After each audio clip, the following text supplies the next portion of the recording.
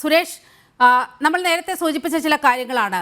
ഈ CCTV തെളിവുകളാണല്ലോ പല കേസുകൾക്ക് നിർണായകമായ തെളിവുകളായി മാറുന്നത്. ഇപ്പോൾ റെജി ലൂക്കോസ് ഒരു CCTV ദൃശ്യത്തിന്റെ കാര്യം പറഞ്ഞു. പക്ഷേ ഇവിടെ വേണ്ട ഈ അന്വേഷണവുമായി ബന്ധപ്പെട്ട്, ഇദ്ദേഹത്തിന്റെ മരണവുമായി ബന്ധപ്പെട്ട് വലിയ കണ്ടെത്തലുകളിലേക്ക് നയിക്കാവുന്ന CCTV ദൃശ്യങ്ങൾ ഇപ്പോഴും നമ്മുടെ മുന്നിലില്ല, പൊതുസമൂഹത്തിന്റെ മുന്നിലില്ല. പോലീസ് അത് എടുത്തിട്ടുണ്ടോ എന്നതൊന്നും അറിയില്ല. പക്ഷേ 3 ഓട്ടോറിക്ഷകളിൽ മാറി മാറി അദ്ദേഹം സഞ്ചരിക്കുന്നുണ്ട് പല സമയത്തായിട്ട്. ഈ 3 ഓട്ടോ ഡ്രൈവർമാരെ കണ്ടെത്താൻ കഴിഞ്ഞിട്ടുണ്ടോ? അവരുടെ മൊഴികൾ എടുത്തിട്ടുണ്ടോ? മറ്റൊന്ന്, ഈ കാസർഗോഡ് നിന്ന് വരുന്ന ഒരു സുഹൃത്ത് അദ്ദേഹത്തെ റെയിൽവേ സ്റ്റേഷനിൽ കൊണ്ടാക്കുമെന്ന് പറയുന്നുണ്ട്. അത്തരത്തിൽ അത് സത്യമാണെങ്കിൽ അങ്ങനെ ഒരാളെ ഐഡന്റിഫൈ ചെയ്യാൻ കഴിഞ്ഞിട്ടുണ്ടോ?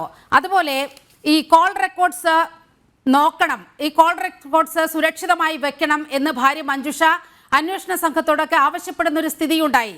ഇതൊക്കെ ഡിജിറ്റൽ തെളിവുകളുടെ കാര്യത്തിലായാലും മറ്റ് തെളിവുകളുടെ കാര്യത്തിലായാലും ഈ തെളിവുകൾ സൂക്ഷിക്കാനല്ല, ഈ തെളിവുകൾ നശിപ്പിക്കപ്പെടാനുള്ള ഒരു സാധ്യതയാണ് കാണുന്നത് എന്നാണ് മഞ്ജുഷ ചൂണ്ടിക്കാട്ടിയിട്ടുള്ളത്. ഈ അന്വേഷണം കൃത്യമായ രീതിയിൽ നടക്കാതെ തെളിവുകൾ മൊത്തം നശിപ്പിക്കാനുള്ള കൃത്യമായ കളികൾ കണ്ണൂർ പാർട്ടിയുടെ ഭാഗത്തു നിന്നുണ്ടാകുന്നു, PP ദിവ്യയുടെ ഭാഗത്തു നിന്നുണ്ടാകുന്നു എന്ന് വളരെ കൃത്യമായി അവർ ചൂണ്ടിക്കാട്ടുകയാണ്.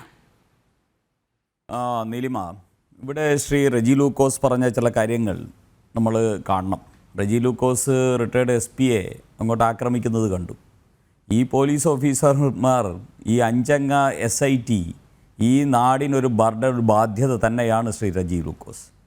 ആ 5 അംഗ SIT മാത്രമല്ല, ഇവർക്ക് നേതൃത്വം നൽകുന്ന പിണറായി വിജയനും മാർക്സിസ്റ്റ് പാർട്ടിയും ഒരു ബർഡൻമല്ല, ഒരു ദുരന്തമാണ് ഈ കേരളത്തിന്. അതൊക്കെ ഈ കേരളത്തിലുള്ള ആൾക്കാർക്ക് മനസ്സിലായി കഴിഞ്ഞിരിക്കുന്നു.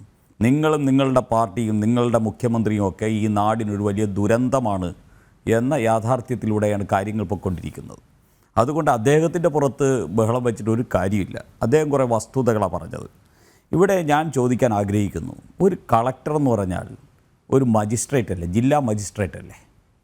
അദ്ദേഹമല്ലേ ഇൻക്വസ്റ്റ് തയ്യാറാക്കുന്നതിൻ്റെ ഉൾപ്പെടെയുള്ള കാര്യങ്ങളിൽ അവസാന അതിൻ്റെ തീരുമാനമെടുക്കേണ്ട ആൾ കളക്ടറല്ലേ? ആ കളക്ടർ എന്തുകൊണ്ട് ബന്ധുക്കൾ വരുന്നതിന് മുമ്പ് ഇൻക്വസ്റ്റ് തയ്യാറാക്കുന്ന സമയത്ത് ആ കളക്ടർ ഇടപെട്ട്, എൻ്റെ സഹപ്രവർത്തകനാണ്, അദ്ദേഹത്തിൻ്റെ ഇൻക്വസ്റ്റ് തയ്യാറാക്കുന്നതിന് മുമ്പ് അദ്ദേഹത്തിൻ്റെ ക്ലോസ് റിലേറ്റീവ്സ് വരണം എന്ന പോലീസിൻ്റെയും ഭരണകൂടത്തിൻ്റേതുമായിട്ടുള്ള ഉത്തരവാദിത്വം നിർവഹിക്കാത്തത് എന്താ? അവിടുത്തെ SP എന്തുകൊണ്ട് അത് നിർവഹിച്ചില്ല? അത് അദ്ദേഹം ചോദിച്ചാൽ, ഇവിടെ ഇരിക്കുന്ന ശ്രീ സക്കറിയ അവർ ചോദിച്ചു കഴിഞ്ഞാൽ തെറ്റാണോ, അത് കുറ്റമാണോ? ഈ മജിസ്ട്രേറ്റും അവിടുത്തെ ഇൻക്വസ്റ്റ് കാപട്യപൂർവ്വം ബന്ധുക്കളെ ഒഴിവാക്കി ഇൻക്വസ്റ്റ് നടപ്പാക്കാൻ വേണ്ടി നേതൃത്വം നൽകിയ കളക്ടറും അവിടുത്തെ പോലീസ് സംവിധാനവുമല്ലേ? ഈ കളക്ടറെ കൊണ്ട് ജാമ്യം, PP ദിവ്യയ്ക്ക് ജാമ്യം ഒപ്പിച്ചു കൊടുക്കാൻ വേണ്ടിയുള്ള പണിയെടുത്തത്? ഈ കളക്ടർ ഒരു മൊഴി കൊടുത്തില്ലേ? ആ മൊഴി എന്താ കൊടുത്തേക്കുന്നത്?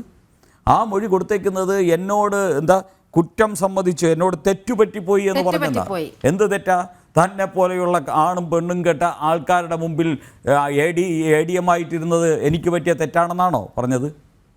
അതായിരിക്കും പറഞ്ഞിട്ടുണ്ടാവുക. അത് വച്ചിട്ട് എന്താ ചെയ്തത്? PP ദിവ്യയ്ക്ക് ജാമ്യം ഒപ്പിച്ചു കൊടുക്കാൻ പറ്റുമോ എന്ന ഗൂഢാലോചന നടത്തിയവനാണ് അവിടുത്തെ കളക്ടർ, അവിടുത്തെ SP, അവിടുത്തെ പോലീസ് സംവിധാനം, അവിടുത്തെ പ്രോസിക്യൂഷൻ. അപ്പോൾ ഇത്രയും ഗൂഢാലോചന, ഒരു ജാമ്യം എടുപ്പിക്കാൻ വേണ്ടി, ഒരു CPM നേതാവിന് ജാമ്യം എടുപ്പിക്കാൻ വേണ്ടി ഗൂഢാലോചന നടത്തി നാണം കെട്ട് മൊഴി കൊടുത്ത ഒരു ഡിസ്ട്രിക്ട് മജിസ്ട്രേറ്റിൻ്റെ പവറുള്ള കളക്ടറാണ് അവിടെ ഇരിക്കുന്നത്.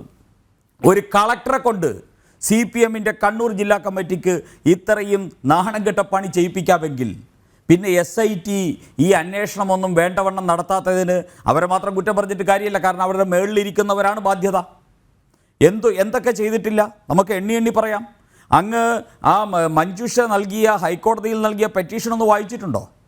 പെറ്റീഷൻ വായിച്ചിട്ടുണ്ടെങ്കിൽ അങ്ങേക്കറിയാം, അതിലെ 11ാമത്തെയും 12ാമത്തെയും പാരഗ്രാഫിൽ വളരെ വ്യക്തമായിട്ട് പറയുന്നു. എന്തൊക്കെയാണ് പറയുന്നത്? 11ാമത്തെ പാരഗ്രാഫിൽ പറയുന്നത്, 12ാമത്തെ പാരഗ്രാഫിലാണ് ഞങ്ങളുടെ സാന്നിധ്യമില്ലാതെ ഇൻക്വസ്റ്റ് തയ്യാറാക്കി, ധൃതിയിൽ ഇൻക്വസ്റ്റ് തയ്യാറാക്കി എന്നുള്ളത്. ഇപ്പം 7 മണിക്ക് മരണവാർത്ത അറിഞ്ഞു.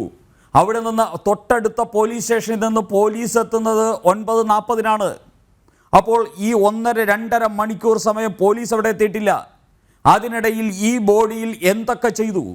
ഇദ്ദേഹത്തിൻ്റെ മരണമൊഴി ഓരോന്നും രേഖാമൂലം സിസ്റ്റത്തിൽ കമ്പ്യൂട്ടറിലും അതോടൊപ്പം തന്നെ ഫയലിലും എഴുതിപ്പോകുന്ന ഒരു ADM ആയിട്ടുള്ള അദ്ദേഹം ഇങ്ങനെ ഒരു ദാരുണമായ അവസ്ഥയിൽ വരുന്ന സമയത്ത് അദ്ദേഹം ആത്മഹത്യ ചെയ്തിരുന്നുവെങ്കിൽ അദ്ദേഹത്തിൻ്റെ മരണമൊഴി എഴുതുമായിരുന്നു. ആ മരണമൊഴി അദ്ദേഹം എഴുതിയിട്ടുണ്ടാകും എന്ന് തന്നെയാണ് ആ കുടുംബം വിശ്വസിക്കുന്നത്. ആ മരണമൊഴി ആരാണ് അടിച്ചുകൊണ്ട് പോയത്? ഇതിനെക്കുറിച്ച് അറിയണ്ടേ? അങ്ങനെ മരണമൊഴി ഇല്ലാതെ അദ്ദേഹം അത് ചെയ്യില്ല. അദ്ദേഹം ചെയ്തിട്ടുണ്ടെങ്കിൽ ഇപ്പോൾ നിങ്ങൾ പറയുന്നത് അദ്ദേഹത്തിൻ്റെ മൊബൈലിൽ നിന്നൊരു SMS പോയി എന്ന. ആ മൊബൈൽ കയ്യിലുണ്ടെങ്കിൽ ആർക്കും SMS അയക്കാൻ റെജി ലൂക്കോസേ.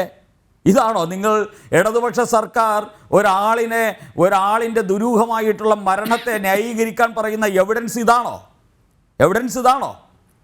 ഇനി അടുത്ത് ഞാൻ ചോദിക്കട്ടെ, റെയിൽവേ സ്റ്റേഷനിലെ CCTV ദൃശ്യങ്ങൾ നിങ്ങളുടെ SITയുടെ കയ്യിൽ കിട്ടിയിട്ടുണ്ടോ? അദ്ദേഹം ഓട്ടോയിൽ പോയ ഈ 3 ഓട്ടോകളും അതോടൊപ്പം തന്നെ മുനീശ്വരം കോവിലിൻ്റെ ആ ഭാഗത്തേക്കുള്ള അദ്ദേഹത്തിൻ്റെ യാത്രയുടെയും CCTV ദൃശ്യങ്ങൾ നിങ്ങൾക്ക് കിട്ടിയിട്ടുണ്ടോ? ഇല്ലല്ലോ. അദ്ദേഹത്തിൻ്റെ ക്വാർട്ടേഴ്സിൻ്റെ CCTV ദൃശ്യങ്ങൾ നിങ്ങൾക്ക് കിട്ടിയിട്ടുണ്ടോ? ഇല്ലല്ലോ. അദ്ദേഹത്തിൻ്റെ കളക്ട്രേറ്റുമായി ബന്ധപ്പെട്ട ഈ PP ദിവ്യ വീഡിയോഗ്രാഫറെ ഉൾപ്പെടെ കൊണ്ടുവന്ന് ഇദ്ദേഹത്തെ അപമാനിക്കണമെന്നും അദ്ദേഹത്തെ നശിപ്പിക്കണമെന്നും തീരുമാനിച്ച് വീഡിയോഗ്രാഫറുമായിട്ട് വന്ന് ഈ പണി ചെയ്തതിൻ്റെ CCTV ദൃശ്യങ്ങൾ നിങ്ങൾക്ക് കിട്ടിയിട്ടുണ്ടോ? അപ്പോൾ ഇത്തരത്തിലുള്ള കാര്യങ്ങൾ ഈ പോലീസിന് എടുക്കാനുള്ള ഉത്തരവാദിത്തമില്ലേ? എന്തുകൊണ്ട് ഇതുവരെ എടുത്തില്ല? നേരത്തെ ശ്രീ സക്കറിയ അവർ ചോദിച്ചതുപോലെ ഈ PP ദിവ്യയ്ക്ക് ജാമ്യം കിട്ടുന്നത് വരെ അവരുടെ മൊഴി പോലും എടുത്തിട്ടില്ല, മഞ്ജുഷയുടെ ഉൾപ്പെടെ മൊഴി പോലും എടുത്തിട്ടില്ല എന്ന് പറഞ്ഞാൽ ഇതിന് എന്തിനാ നമ്മൾ ശമ്പളം കൊടുക്കണം? ഇങ്ങനെയുള്ള ഈ പോലീസിങ്ങിൻ്റെ സാമാന്യ മര്യാദ പോലും പാലിക്കാത്ത AKG സെൻറ്ററിൽ അടുക്കള പണി ചെയ്യുന്ന ഈ പോലീസുകാരന്മാർക്ക് എന്തിനാണ് ഈ കേരളത്തിലെ ശമ്പളം കൊടുക്കണം? ഈ ഇരകളോടൊപ്പം നിൽക്കുന്നതിന് പകരം ഇത്തരത്തിലുള്ള കൊലയാളികൾക്കൊപ്പം നിൽക്കുന്ന ഈ പോലീസ് സംവിധാനമാണോ ഈ കേരളത്തിൽ വേണ്ടത്? ഇനി അങ്ങ് മറ്റൊന്ന് ചോദിച്ചു. ഇവിടെ ഞാൻ PP ദിവ്യയുടെ വീഡിയോയെക്കുറിച്ച് പറഞ്ഞു. അതോടൊപ്പം തന്നെ ഇവിടെ നമ്മൾ മറ്റൊന്ന് കാണണം. ഇവിടുത്തെ പോലീസ് അത്ര പവിത്രമാണോ ഈ കേരളത്തിലെ പോലീസ്?